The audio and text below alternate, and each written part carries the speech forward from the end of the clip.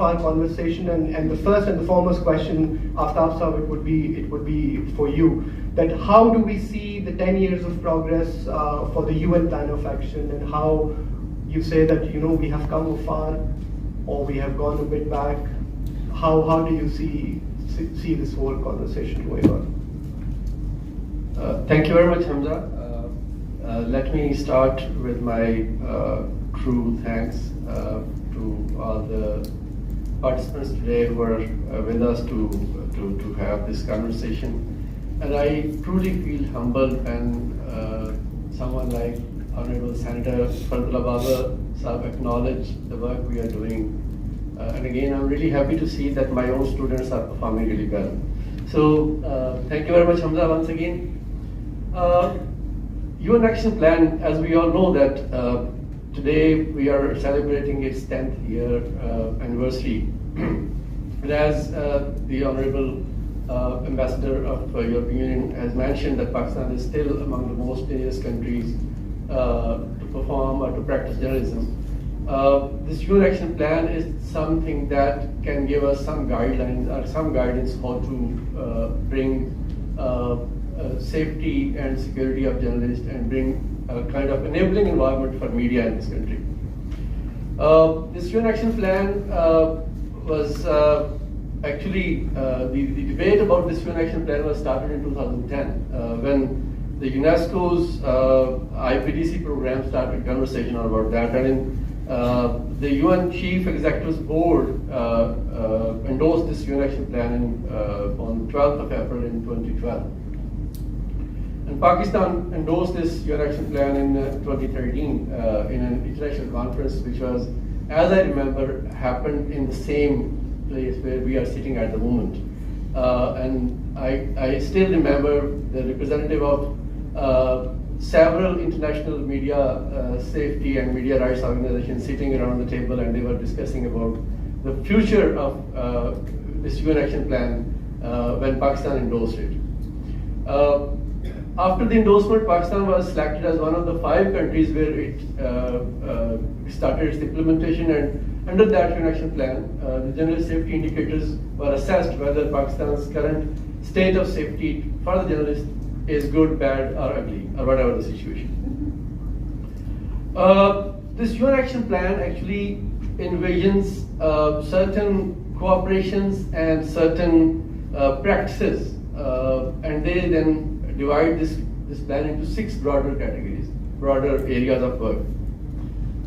And if we see these areas, we find out that if we had done something really good while implementing this implementation plan, this UN Action Plan, we wouldn't have been talking about the safety issues right now. But unfortunately, 10 years have passed, and we are still talking about the situation that Pakistan is still among the most dangerous countries for the journalists to practice journalism in Pakistan. So what are those 6 areas? The foremost area which UN Action Plan asks is to create awareness about safety, awareness about the role of state in ensuring safety, the awareness about the issues of safety, and awareness among the journalists how they can keep themselves safe. The next one is standard setting and policy making, which I mean the laws and the policies relating to journalist safety. Then comes monitoring and reporting, and as Honorable Senator Fardullah Baba Sahab mentioned, that reporting and monitoring is a serious issue. The data currently being collected by the NGOs is data of a private sector. It is not the state data, it is not the data that the government has collected. So this data is, and the state does not own this data at the moment. So there is a role of the state in monitoring and reporting as well. Then there is a task of capacity building, not only capacity of the journalists, but also capacity of the media houses, capacity of the journalist associations, capacity of government officials with reference to ensuring the safety of the journalists. And then academic research. Academically, the academia should also undertake research on the issues of safety and issues of journalist security in the country. And last but not the least, the networking and the coalition building. Similarly, this UN Action Plan divides the stakeholders into 6 broader categories. The first and foremost is media itself, which includes the journalist associations, media houses, and all those platforms which are providing space to the content of the media.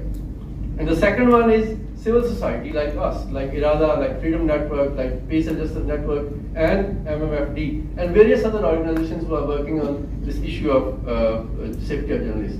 Then the role of academia to undertake academic research, and state institutions to come up with the policy framework as well as the legislative framework and the laws which Senator Fardullah Babar Saab have just mentioned about. And I would just like to add into what he has said, that had the law been implemented so far, the law which was enacted last year, we wouldn't have been experiencing this kind of situations which the journalist in Gujranwala on the GD road had faced a few days ago.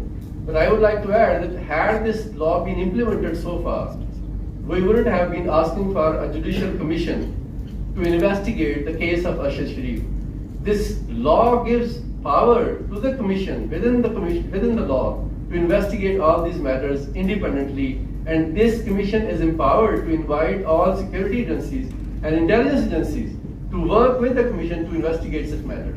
So the law is there, but still it lacks the implementation. And then the role of UN agencies and UNESCO, which is spearheading overall implementation of the UN Action Plan, and INGOs. And when it comes to the INGOs, I would like to mention here that situation is unfortunately really bad. Over the period of past few years, we have seen that most of INGOs which were working on the issues of media freedom, freedom of expression, journalist freedom, journalist safety, they are kicked out in the name of this FATF. So almost every INGO which was working in the Pakistan is no more working in Pakistan. A few of them are remotely monitoring the state of freedom of expression and journalist safety in Pakistan, like RSF or CPJ. They don't have their presence on ground in the country.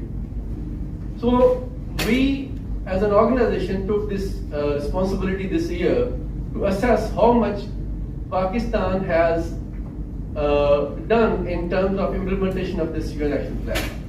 And we found out, and this research will be ready by the mid of this month, and we are planning to launch this research study in December in an international conference which is likely to be happening in the same place.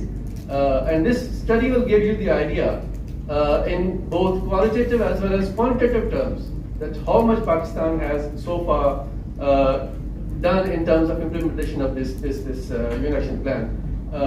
Few key highlights of this research, and not the results actually, is that 10 years ago when we started working on this UN Action Plan, journalist safety was not an issue for many of us. But now we know that journalist safety is a national agenda, and that is mainly because of this UN Action Plan. Then 10 years ago we were not having any law for safety of journalists. Now we have 2 laws, one at the federal level, one in the province of Sindh. Then monitoring and reporting. 10 years ago there was no mechanism, and today at least government has agreed to include one special indicator in the crime reporting system of the police of this country, and also agreed to appoint provincial focal persons to monitor the crimes against journalists. So these are 2 things which have happened in addition to the legislation from the government side. Then UNESCO has been supporting all civil society initiatives in building capacity of the journalists and the stakeholders. And journalist safety indicators were also assessed by IRADA with the support of UNESCO and Open Society back in 2014-15. And then we have several coalitions who are working on these issues, including in the past we used to have this PCOMS, and now we have this Journalist Safety Coalition, which is working on the advocacy for safety legislation all over the country. So this is a quick overview of what we